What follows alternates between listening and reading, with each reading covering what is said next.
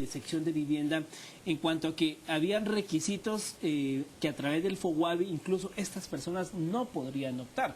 ¿Cómo hacemos con ese grueso de la población que está en la informalidad, que vive mes a mes con menos de $300, para que el Estado también pues, pueda dar una facilidad? Pero ¿cómo hacemos con esa realidad de la informalidad, ingresos sumamente mínimos mes a mes?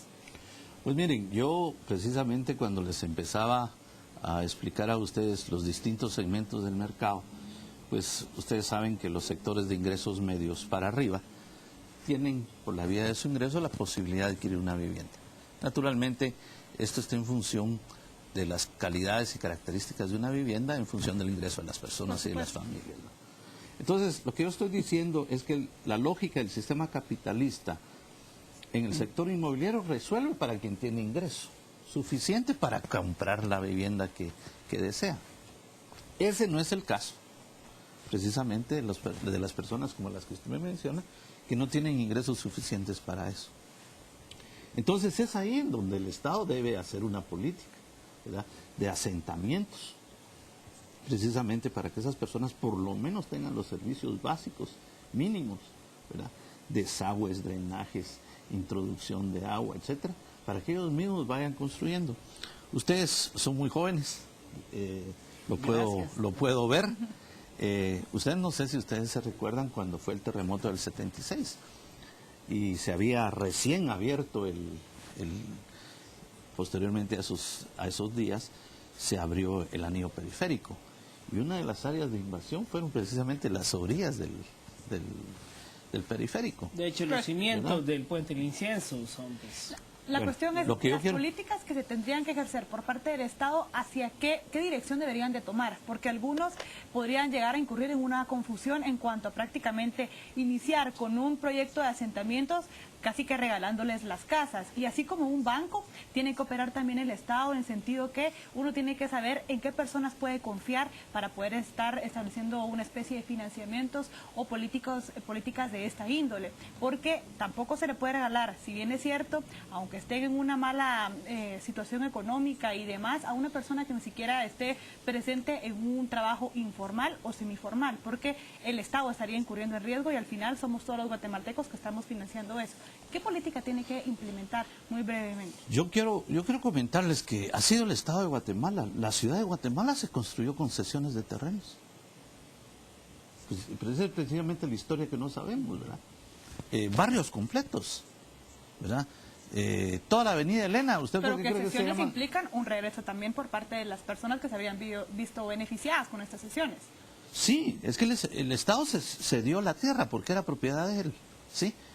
Y, por ejemplo, barrios completos, la zona 3, por ejemplo. Completa. Pero estas personas han retribuido. ¿Será que las personas de los asentamientos estarán en capacidad para mostrarle, darle confianza al Estado en cuanto a que le regresarán el dinero o regresarán la confianza en cuanto a la cesión de los terrenos? ¿Podrían ellos estar dispuestos a poder pagar alguna clase de financiamientos, pagar alguna parte o cuota de esta nueva vivienda que podrían llegar a tener? Es que no estamos hablando de viviendas, estamos hablando de terrenos, ¿verdad? Lo que el Estado hizo siempre fue entregar pequeños terrenos para que las gentes hicieran sus casas.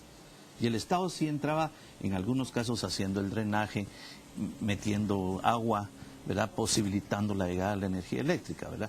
Y conforme esas familias, ¿verdad?, como son procesos, empiezan a construir su casa, naturalmente se dedican a labores productivas, etcétera, etcétera. Después podrían ustedes inclusive cobrar IUCI, los impuestos a la propiedad propiamente.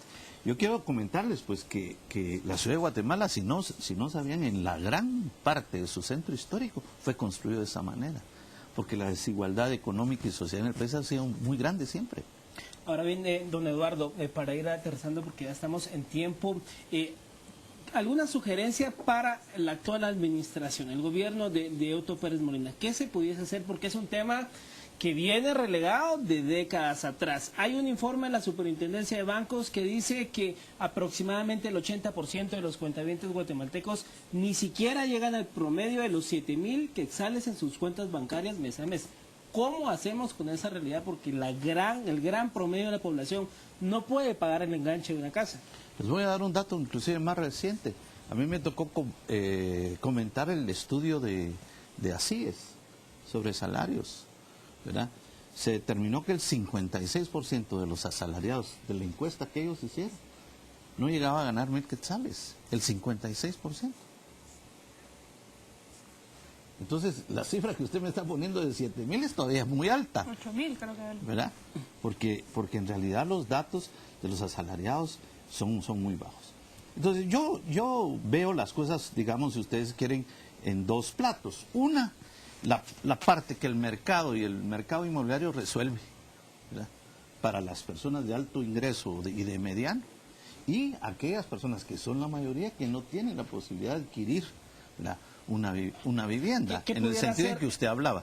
Yo lo que estoy diciendo es que el Estado debe ceder tierras, como lo hizo a lo largo de nuestra historia, precisamente para ayudar a esas personas que no pueden adquirir, no una vivienda, sino un terreno, por lo menos para comenzar. ¿Considera usted que, una por ejemplo, construcción? la actual administración pudiese hacer un remapeo y un ordenamiento y conocer? Ya hay una ley de catastro, si no estoy mal, encaminada y aprobada en el Congreso, pero tampoco se ha como que ordenado cuáles son las propiedades del Estado y qué se pudiese, pues no sé, Debería iniciarse fraccionar entonces y con todo eso esto. para luego pensar en una sesión. Así es. Es que miren, si ustedes no tienen la información básica, ¿verdad? Es decir, ¿cuántas personas, ¿verdad?, son las que se encuentran en esa situación? Por otra parte, ¿cuántas tierras dispone el Estado en sí mismo? ¿Verdad? ¿Ya vieron que la gente luego localiza dónde son propiedades que son del Estado o del Ejército, como en el caso de la invasión reciente, y van y ocupan? ¿Verdad? Entonces, realmente el Estado, para tener una política pública, ¿verdad?, que haga incidencia en estas personas de bajísimos ingresos, creo yo debe tener, para comenzar, un inventario de cuáles son sus propiedades, tanto a nivel del Estado como a nivel de las municipalidades. Naturalmente que hay muchos intereses, especialmente los gobernantes, que no les interesa realmente saber eso, porque de ahí han venido muchas apropiaciones indebidas. Claro, y seguirá la lógica esta, pues por los hilos de personas que siempre andan reclamando dónde vivir y pues al final el Estado no atiende estos problemas. Vamos a una pausa. Gracias al señor Eduardo Velázquez por haber participado acá en Noticias a las 7.